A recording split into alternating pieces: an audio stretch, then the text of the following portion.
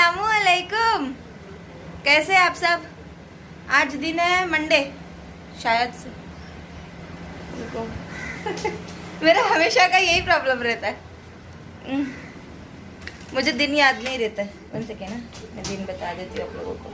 Tuesday 21 तारीख है, आज 21 तारीख है ट्यूसडे की। तो ऐसा है। और उसमें यहाँ पे खेल रही है। आज सुबह सुबह मैंने उसके ना बाल बना दिए थे तेल डाल के। उसमें शनी बताओ, उसमें की चोटी बना दी है हम लोग ने आज। लेकिन उसमें को ना चोटी बनाने अच्छा नहीं लगता है, तेल डालने तो बिल्कुल अच्छा नहीं लगता है। लेकिन चोटी डालना चाहिए ना, आप लोग बताना चोटी डालना चाहिए कि नहीं डालना चाहिए। बस बस नाटक मत करो ज्यादा। हाँ, सलाम भी नहीं किया तुमने आज। एक गंदी लड़की, तुमने सलाम नहीं किया आज। वो है ना इतराने लग गई है। एक्चुअली उसको अभी समझ में आ गया है अच्छी तरीके से कि जो हम लोग व्लॉग बनाते हैं ना, ये कोई लोग देखते हैं। और मतलब अभी है ना, वो भी जैसे कि पहले मैं स्टार्टिंग में व्लॉग बनाना शुरू की थी तो कैसे मुझे ना थोड़ा सा हिचकिचाहट फील होती थी स्टार्टिंग में कुछ दिन तक के। उसके बाद मुझे ऐसा लगने लगा कि मैं किसी इंसान से ही बात कर रही हूँ, कैमरे से नहीं। तो ऐसा फील हो गया मुझे। अभी भी मुझे ऐसा लग रहा नहीं कि मैं किसी कैमरे से बात कर रही हूँ। मुझे ऐसा लगता है मेरे सामने इतनी सारी ऑडियंस है जिससे मैं बात कर रही हूँ, और ये मैंने अंदर से फील किया, महसूस किया, तब जाके मेरा कॉन्फिडेंस लेवल ऊपर गया और मैं अपने दिल की सारी बात आप लोगों के सामने रखती हूँ। इवन मेरे सारे इमोशन, खुशी का इमोशन हो, गुस्से का इमोशन हो, हर एक चीज़ एक्सप्रेस करना अब सीख गई हूँ। पहले कैसा डर लगता था, झिझक होती थी, कौन क्या सोचेगा, कैसा बोलेगा, क्या पता लोग मुझे समझेंगे कि नहीं समझेंगे। लेकिन वो होता है, मेरे को रियल लाइफ में भी ये डर था पहले, क्योंकि मैं थोड़ी मुंह फटाऊंगी ना तो मुझे डर लगता है कि क्या पता कौन मुझे समझेगा कि नहीं समझेगा, क्योंकि मैं बहुत इमोशनल टाइप की लड़की हूँ। मैं हर एक्सप्रेशन एकदम है ना पटाख से जाहिर कर देती हूँ। तो जब नया नया व्लॉगिंग में आई थी तो मुझे डर लगता था कुछ भी बोलने के लिए या कुछ भी मतलब बात करने के लिए, कितना रुक रुक के बात करती थी। लेकिन अब आदत हो गई है, अभी मैं हर चीज़ क्लियर फटाफट बता देती हूँ आप लोगों को। तो ऐसा है। और अभी बज रहे हैं दोपहर के 2 बज रहे हैं और बाबू गए हैं डीमार्ट। एक्चुअली आप लोगों ने देखा था लास्ट टाइम पे, लास्ट क्या अभी मैंने ग्रोफर से राशन मंगाया था कुछ दिन पहले। तो जो सामान मंगाया था वो तो घर के यूज़ के लिए मंगाया था। उसके अंदर तो कितनी सारी चीज़ें मैंने मंगाई नहीं थी। जैसे कि मैंने आप लोगों को बताया था दाल वगैरह मुझे अवेलेबल नहीं थी, तो मैंने 1 किलो दाल मंगाई थी तुअर की, जो कि अभी वो भी ख़त्म होने आई है। मसूर की दाल भी ख़त्म होने आई है। खिचड़ी, दाल चावल यही सब पक रहा है क्योंकि सब्जी अवेलेबल नहीं हो रही ना जल्दी। तो यही सब की वजह से सारी दालें ख़त्म हो गई। तो बाबू वही गए हैं सामान लाने के लिए, प्लस उस्मा का डायपर हो गया, ये सब। एक्चुअली डीमार्ट हम लोग बहुत टाइम के बाद आज गए हैं। बाबू नहीं बोल के भी 3 साल होने आया है। पहले 3 साल पहले हम लोग जाते थे डीमार्ट, हर हफ्ते में जाते थे, महीने में नहीं जाते थे, हर हफ्ते में जाते थे। लेकिन अभी 3 साल से तो मैं ग्रोफर से ही राशन मंगा रही हूँ, तो मुझे डीमार्ट जाने की ज़रूरत ही नहीं पड़ती है। लेकिन अभी ग्रोफर हो गया, अमेज़ॉन हो गया, हर एक शॉपिंग ऐप और वेबसाइट तो कुछ डिलीवरी कर ही नहीं रहा है बिकॉज ऑफ ये लॉकडाउन की वजह से। तो अभी ऐसे तो बैठ नहीं सकते। रमज़ान सर पे, अभी रमज़ान आने वाला 25 तारीख को और आज 21 तारीख है, तो 4 दिन है हमारे पास। तो उसके अंदर मैंने सोचा चलो जो चीज़ ज़रूरत की एटलीस्ट मैं वो मंगा लेती हूँ बाबू से। इस टाइम तो कोई मटन शटन मिलने वाला नहीं सहरी में खाने के लिए, क्योंकि मटन तो वैसे भी अवेलेबल नहीं हो रहा। और सब्जी रोटी तो खाएंगे ही नहीं बाबू सहरी के अंदर, सब्जी रोटी तो खाएंगे ही नहीं। मैं जानती हूँ ना मेरे हस्बैंड को, वैसे भी वो सहरी में ज़्यादा कुछ खाते नहीं है, सिर्फ दूध पीते हैं। रात में वो खजूर को ना दूध के ग्लास में डाल के रखवाते हैं मुझसे फ्रिज के अंदर, और सुबह में उठ के वही ग्लास दूध भर के रहता है, उसके अंदर खजूर रहते 5-6, वही खा के सहरी करते। वो ज़्यादा कुछ खाते नहीं। मैं उनको कई बार बोली ऐसा मत क्या करो, खाया करो, लेकिन वो सुनते नहीं। और मैं यहीं पे खड़ी हो गई आप लोगों से बात करते हुए, और यहाँ पे मैंने चढ़ाई थी उज़्मा के लिए मैगी। उसको मैगी खाने का था तो मैं बोली चलो मैगी बनाती हूँ। लेकिन इसका पानी सूख गया और ये सूखा हुआ मैगी वो खाएगी नहीं, तो मुझे थोड़ा सा पानी इसमें ऐड करना पड़ेगा, जो कि मैं भी ऐड करूँगी। सो फाइनली मैंने इसके अंदर पानी ऐड कर दिया और अभी बहुत गर्म है। एक उबाल लिया मैंने पानी डाल के, नहीं तो फिर सूख जाता था, फिर वो नहीं खाती थी। तो ऐसा है। तो अभी मैं उसको ये खिला दूँगी। और आज मेरी खाना खाने की बिल्कुल भी इच्छा नहीं है। एक्चुअली कल गई थी मैं अम्मी के इधर पे, बहुत दिन से याद आ रही थी, बहुत दिन से याद आ रही थी। बहुत दिन से नहीं गई थी ना अम्मी के इधर पे, तो कल गई थी अम्मी के इधर पे उज़्मा के साथ, पूरा दिन वहीं थी। लेकिन फिर भी मैंने ब्लॉग नहीं बनाया क्योंकि मेरा फ़ोन में आप लोगों को पता है ना, थोड़ा सा भी अंधेरा रहेगा ना तो ये काला काला झलकता है, काला काला लाइन देता है। और मैं वो ओप्पो वाला फ़ोन लेके नहीं गई थी क्योंकि मैं वहाँ पे रुकने के इरादे में नहीं गई थी। लेकिन फिर मैं फुल डे वहीं पे रुकी, लेकिन मैंने ब्लॉग नहीं किया। तो ऐसा। और अम्मी अब्बा तो बोल रहे थे रुक जा 5-6 दिन रमज़ान तक के, तो एटलीस्ट रुक जा। वैसे भी लॉकडाउन चल रहा है, बाबू को कौन सा काम पे जाने का है, रुक जा बहुत जिद की है। लेकिन मैं नहीं रुकी, मैं रात को 9:30 बजे आई गई घर पे वापस अपने।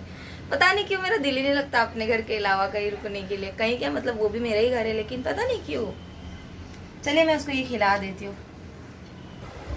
आप लोगों की रमजान की तैयारी हो गई क्या, वो बताइए। आप लोग क्या क्या करने वाले हैं इस रमजान में? अफ्तारी का जुगाड़ हो जाएगा क्या? आप लोगों के उधर पे मिलेगी, मतलब मार्केट लग रहा है क्या? कौन कौन से एरिया से हो आप लोग, और आप लोगों के उधर पे मार्केट चालू है क्या, और चालू है तो क्या टाइमिंग है, आप लोग बता सकते हो तो प्लीज़ कमेंट करके बताना। और रमज़ान में सहरी को कैसे, मतलब मुझे थोड़ा आइडिया दो, सहरी में क्या बनाऊंगी मैं और आप लोग क्या बनाने वाले हो, तो थोड़ा आइडिया मिल जाएगा यार। मिलजुल के सहरी की तैयारी करेंगे और क्या। और अफ्तारी में तो, अफ्तारी का तो सोचना ही मतलब मुनासिब नहीं हो रहा, क्योंकि हम लोग कैसा करते थे पता है। देखो पहली बात तो है ना, मैं तो अफ्तारी है ना, आप लोग जानते होंगे जो पिछले साल मेरे ब्लॉग देख रहे होंगे कि ना मैं अफ्तारी अम्मी के घर पे ही करती थी। मेरे घर में मैं अफ्तारी बहुत रेयर, या तो मेरे घर में अफ्तारी की दावत रहेगी तो ही अफ्तारी आती थी, और हफ्ते में एक आध बार आ गई तो आ गई, वरना मैं अम्मी के घर पे ही अफ्तारी करती थी। हम लोग बाबू जॉब पे से 6 बजे वहीं पे अम्मी के घर पे ही आ जाते थे। वो आते आते वहाँ से अफ्तारी वो खुद भी लेकर आते थे, जैसे कि जोगेश्वरी के चिकन चाटे, गुलाब जामुन, मतलब जो फेमस जो एरिया में वो वर्किंग पे रहते थे ना, जैसे जोगेश्वरी में रहे तो वहाँ से कुछ लेके आ गए, अंधेरी में है तो वहाँ से कुछ लेके आ गए। फिर अम्मी के घर पे डायरेक्ट वो आते थे, और अम्मी लोग इतनी सारी अफ्तारी लाते हैं शेरू रियाज जाके मार्केट से, और हम लोग सब मिलके वहाँ पे अफ्तारी करते थे। क्योंकि अफ्तारी का मज़ा फैमिली के साथ रोज़ा खोलने में बहुत बरकत भी होती है और बहुत मज़ा भी आता है, सुकून मिलता है वैसे अफ्तारी करने में, तो ऐसा। और सहरी में भी हम लोग सुबह सुबह अम्मी लोग को सरप्राइज़ दे देते थे। सहरी में भी जाके मैं मेरे घर से उपमा वगैरह बना के लेके जाती थी, या कुछ ऐसा स्पेशल बना के लेके जाती थी। 3 साढ़े 3 बजे, मतलब मैं वो रात को सोती ही नहीं थी, मैं 2 बजे से पकाना शुरू करती थी, और 3 बजे अम्मी के दरवाजे को ठकठकाती थी। तो इस तरीके की सहरी भी हुआ करती थी। बट पिछले साल मैंने सहरी का ऐसा कुछ आप लोगों के साथ शेयर नहीं किया कि मैं सरप्राइज़ कैसे देती हूँ अपने अम्मी लोगों को। मैं ये साल आप लोगों को देने वाली थी वो चीज़, वो व्लॉग जो जिस तरह से मैं मेरी अम्मी को शादी के बाद परेशान किया क्यों करती थी, मतलब सहरी में, लेकिन मैं पिछले साल नहीं कर पाई क्योंकि मेरे हस्बैंड बहुत बीमार थे, और एडमिट होने के बाद जब वो घर पे आए थे तो घर पे भी उनका ट्रीटमेंट चल रहा था। वो खुद भी रोज़े रखने के हालत में नहीं थे। डॉक्टर ने उनको स्ट्रिक्टली मना किया था कि ज़्यादा रोज़े नहीं रखना, फिर भी उन्होंने जितना हो पाया उतना रखे। तो मैं उनको ना डिस्टर्ब नहीं करना चाहती थी रातों को उनको इधर उधर घुमा के, तो इसलिए मॉर्निंग में सुबह सहरी के टाइम पे मैं बाबू को लेके नहीं जाती थी अम्मी के घर पे, सिर्फ वो जॉब से डायरेक्ट अम्मी के इधर आ जाते थे अफ्तारी के टाइम पे। तो ये टाइम पे तो समझ ही नहीं आ रहा क्या सहरी और क्या अफ्तारी। कचरे वाला आया हम लोग के इधर पे, क्या कर रहे पापा? आप लोग बताइए ना, आप लोग सहरी के लिए क्या सोच रहे हो? कुछ लोग तो मैंने ये तक देखा यूट्यूब पे कि कुछ लोग अपने ही घर में समोसे, रोल्स ये सब बना के रख रहे हैं अफ्तार के लिए, लेकिन मैं वही बता रही हूँ ना, हम लोग तो अफ्तारी बाहर से ही लेके आते थे ये सारी चीज़ें, और रोज़ का रोज़ ला के खाते थे। बड़ा मज़ा आता था, कबाब शबाब बड़े मज़ा आते थे। इस बार तो पॉसिबल ही नहीं, और अगर कोई बेच भी रहा होगा तो लेने भी डर लगेगा, नहीं होगा लेने के लिए, हिम्मत ही नहीं होगी। और फ्रूट्स, और पता है सीज़न का जो आम रहता है ना, सबसे पहला सीज़न का, अगर मैं मार्केट जा रही हूँ, बाजार जा रही हूँ और मुझे दिख गया तो मैं बिना छोड़े आती नहीं, भले कितना भी महंगा हो, मैं सीज़न का पहला आम लेके खाती ही थी। बट ये टाइम को मैंने उस दिन देखा, बाजार में आम देखा, इधर बेटा ले, ये ना टिशू मांग रही थी मेरे से, क्योंकि उसको अभी खिला रही हूँ ना, तो बिना हाथ धोए के मुँह धोए के खाएंगी नहीं वो। मैंने उसको सैनिटाइज़र भी दिया है, देखिए सैनिटाइज़र लेके बैठी हूँ, लेकिन उसको नहीं, उसको हाथ पोंछने का था, सैनिटाइजर लगा के हाथ पोंछ रही हूँ मैडम, क्योंकि उसके हाथ पे ना ये पेन लग गई। पता क्या लगा तुम्हारे हाथ पे? ये कैसे लगा? ये खुद डिज़ाइन करती है अपने हाथ पे, फिर बाद में बोलती है कि मेरे को साफ करने का। यहाँ भी लग गया। हाँ यहाँ भी लग गया, देखो कहाँ कहाँ लगा, यहाँ भी लग गया। देख रहे हो ना आप लोग कहाँ कहाँ लगा, पीछे पीछे। हाँ तो ऐसा, हाँ हो गया है, हो गया ना, अभी वाला हाथ भी साफ कर दो। हाँ तो वो आम दिखा, लेकिन मैं ले नहीं पाई क्योंकि ना मेरे पास पैसे थे 600 रुपये, ठीक है, जिसके अंदर मैंने कांदा, बटाटा, टमाटा, भाजी सब ले लिया। और पता है ना इतना महंगा मिल रहा है बाहर, हर चीज़ महंगी मिल रही है। और आम मेरे नज़र के सामने आया और 180 रुपये किलो बोल रहे थे, मैं चाह के भी नहीं ले पाई, मेरी बहुत इच्छा हो रही थी, और मेरे हाथ में ना वज़न काफ़ी था, और मैंने सोचा अगर मैं 180 रुपये का अगर मैं आम ले लूँगी तो मैं भाजी वगैरह नहीं ले पाऊँगी, इसके लिए फिर मैंने उसको छोड़ दिया, और उसके बाद फिर मैं बाहर गई ही नहीं। क्या है ऐसा डेली? फिर उसके बाद मैं बाहर गई ही नहीं, तो मैंने ली नहीं आम। तो ऐसा है, आम खाने की बहुत इच्छा हो रही है मुझे। और आप लोग देख रहे हो कि आज मैंने लिपस्टिक लगाई हूँ और आज माशाल्लाह मेरी स्किन भी ग्लो कर रही है। क्या करूँ, मैं अब व्लॉग नहीं बना रही हूँ ना, तो आजकल थोड़ा अपनी स्किन का ख्याल रख रही हूँ। पता है आप लोगों के साथ मैंने एक व्लॉग शेयर की थी जिसके अंदर 1 साल पहले, पूरे 1 साल पहले, जिसके अंदर मैंने आप लोगों के साथ शेयर की थी मसूर की दाल का फेस पैक, जो मैंने लगा के आप लोगों को अप्लाई करके दिखाया था। और उसका ग्लो देख के आप लोगों में से बहुत सारे लोगों ने कमेंट भी किए थे, हाँ नाजिया ग्लो दिख रहा है, बहुत इफेक्टिव है ये रेमेडी। कुछ लोगों ने ट्राई भी किए थे। तो वो 1 साल पहले मैंने बताया था कि मैं 15 साल से ये लगा रही हूँ, बचपन से लगा रही हूँ। एक्चुअली दाल जब भी मैं धोती हूँ ना, मसूर की दाल जब भी मैं धोती हूँ ना, तो उसका पानी फेंकती नहीं हूँ, उससे मैं मुंह धोती थी। उससे ना स्किन इतनी ग्लो करती है ना, क्या बताऊँ मैं आप लोगों को। और वैसे ही मैं मसूर की दाल के भजिया बनाती थी ना जब भी, तो मसूर की दाल के डब्बे में जो मिक्सर के डब्बे में जो मसूर की दाल बच जाती थी ना, तो उसको भी मैं धोने में नहीं डालती थी, उसको निकाल के अपने फेस पे लगाती थी। बहुत अच्छा रिजल्ट देता था। तो मैंने 1 साल पहले आप लोगों के साथ शेयर किया था। लेकिन अभी 2 दिन से मैं घर के अंदर ऐसी फुकरी बैठी हूँ ना, तो मेरे सामने ना वो मसूर की दाल के बहुत सारे वीडियो आ रहे हैं। मतलब अभी वो ट्रेंड चल रहा है, सब लोग वही बना रहे हैं, सब लोग वही बता रहे हैं, जो कि मैंने 1 साल पहले बता दिया है। आप लोग वो वीडियो देखना चाहते हैं तो मैं लिंक आइकन बटन में लगा दूंगी, या तो ना क्या कर दी, हाँ कर तो वो या तो मैं ना आप लोगों को एंड स्क्रीन पे दे दूंगी, अगर आप लोग वॉच करना चाहे तो देख लीजिए। और मैं सोच रही थी 1-2 दिन में आप लोगों को ना मसूर की दाल के पूरे बेनिफिट्स एक साथ एक वीडियो में कवर करके आप लोगों को बताऊँ। जैसे कि फेस पैक हो गया, फेशियल हो गया, उसका स्क्रब हो गया, एवरीथिंग मसूर के दाल का, और बहुत इफेक्टिव होगा। नाइट क्रीम भी बनती है मसूर की दाल की, डे क्रीम भी बनती है मसूर की दाल की, मॉइस्चराइजर बनता है मसूर की दाल का। अगर आप लोग कमेंट करके बोलोगे तो मैं इंशाल्लाह कोशिश करूंगी मसूर की दाल के फायदे और मसूर की दाल से क्या क्या आप फेस के लिए अप्लाई करने को बना सकते हैं। क्योंकि ना उसमें सबर मेरा बच्चा, मेरे सोनू पापा।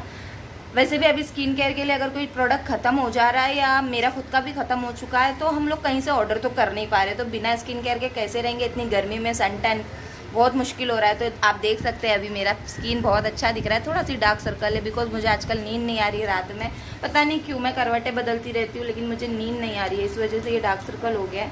उसका भी कुछ हल निकालेंगे, बाकी तो खैर अल्हम्दुलिल्लाह। और अभी उस्मा की मैगी ठंडी हो गई है। उस्मा चलो आ जाओ, बैठ जाओ, मैं तुमको मैगी खिला देती हूँ। तो चलिए, मैं आप लोगों से बात करने आई थी, मेरे दिल की हलचल और मेरे दिल का हाल बयान करने आई थी आप लोगों के साथ कि मेरे दिल में क्या टिक टिक हो रहा है। तो मैंने आप लोगों के साथ शेयर कर दिया। आप लोग भी शेयर कीजिए रमज़ान को लेके क्या हालात है आपके घर में, कैसा माहौल है। हाँ मैं जानती हूँ कि देखो रमज़ान में इंजॉय करने के लिए रमज़ान नहीं होता, वो इबादत करने का महीना होता है। लेकिन फिर भी हम वो महीने को पूरी तरह से इंजॉय करते हैं, बहुत अच्छी तरीके से मनाते हैं हम ये त्यौहार।